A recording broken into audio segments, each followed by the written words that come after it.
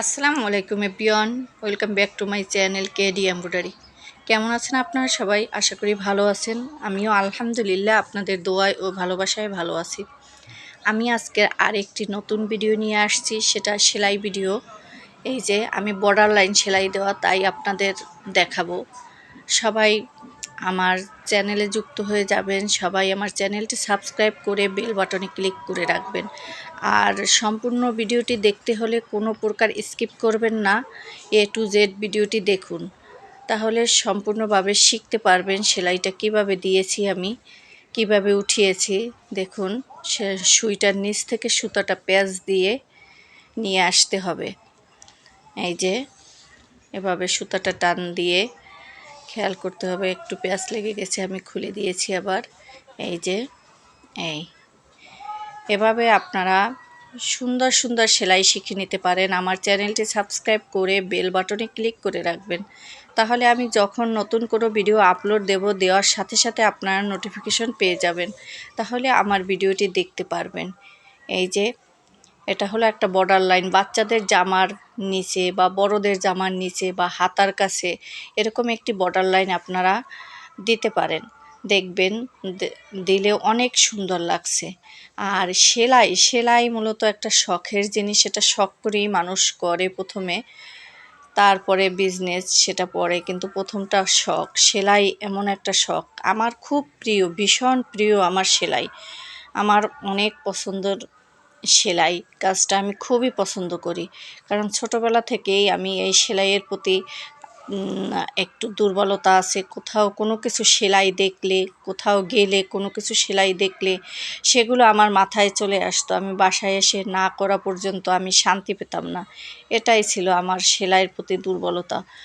আরও আমার সেলাই, আমি এমনও একদিন গেছে যে আমার রাত্র 11টায় আমার একটা সেলাই শেষ হয়েছে, আমি আরেকটা সেলাই না ধরে আর আমি ঘুমাতে পারি না। এভাবেও আমি সেলাই করেছি। অনেক সেলাই আমার খুব ভীষণ পছন্দের সেলাই। এরকম অনেকেই আছে আমার মতো যারা সেলাই পছন্দ করেন, একদম সেলাই খুবই বেশি পছন্দ করেন।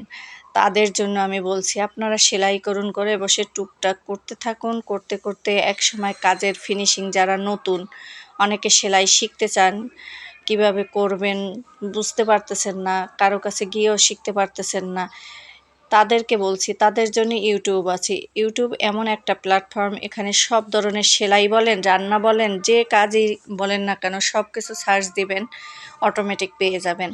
তাই এখন আর মানুষের কাছে গিয়ে শিখতে হয় না। কিন্তু আমার হাতে খড়িটা সেলাইয়ের সম্পূর্ণ আমার আম্মার কাছে, কাছে বললেও ভুল, আবার কাছেও। যেমন আমি দূর থেকে দেখে শিখেছি, আম্মা কখনো আমাকে শিখায়নি, কারণ পড়াশোনার ক্ষতি হবে, সেজন্য আম্মা কখনো আমাকে সেলাই করতে দিত না। কিন্তু আমি অনেক কষ্ট করে, অনেক দূর থেকে, আম্মা যখন সেলাই করতাম আমি দূর থেকে খেয়াল করতাম কিভাবে সেলাই করে।